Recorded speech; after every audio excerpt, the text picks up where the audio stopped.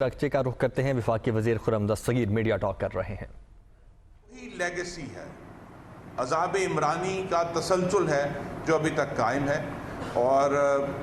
اس حکومت کے سامنے جو محمد شہباز شریف کی قیادت میں 10 جماعتوں پر مشتمل وسیع البنیاد حکومت ہے۔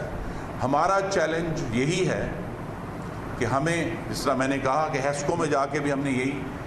کہ بجلی کی فراہمی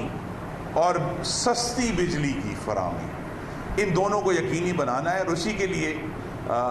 جو ہے انشاءاللہ اگر موسم نے اجازت دی تو میں کل تھر بھی جاؤں گا، اور تھر جا کر ہم شنگھائی تھر کول کا جو پروجیکٹ ہے 1320 میگا واٹ کا،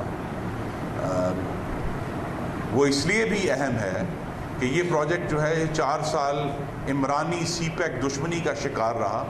اب انشاءاللہ ہم اسے مکمل کریں گے، لیکن جو بین الاقوامی طور پر جو انرجی لینڈسکیپ ہے،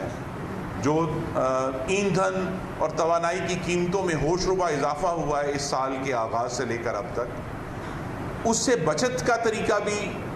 شنگھائی تھر کول تھا نا، کہ انہوں نے ہمارے ملک میں نکلنے والا کوئلہ جس کو استعمال کرنے کے لیے ہمیں اپنا قیمتی زر مبادلہ خرچ نہیں کرنا، ہمیں کوئی ٹرانسپورٹیشن کاسٹ نہیں دینی، وہ اس ملک کی مٹی کا اثاثہ ہے، اس کو ہمیں جب تک ہم میکسیمم استعمال نہیں کریں گے تو معاملات آگے نہیں بڑھیں گے۔ تو ہمارا جو پالیسی ہے، جو میں نے بجٹ سے پہلے جس کا اعلان بھی کیا تھا، کہ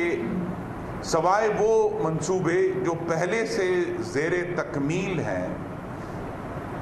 اس وسیع البنیاد جمہوری حکومت کے دور میں نئے بجلی کے کارخانے صرف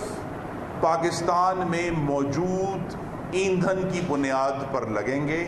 اور ہم 1 میگا واٹ بھی اب امپورٹڈ فیول کے اوپر نہیں لگائیں گے۔ اور پاکستان میں اس وقت کیا ایندھن موجود ہیں؟ وہ ایندھن موجود ہیں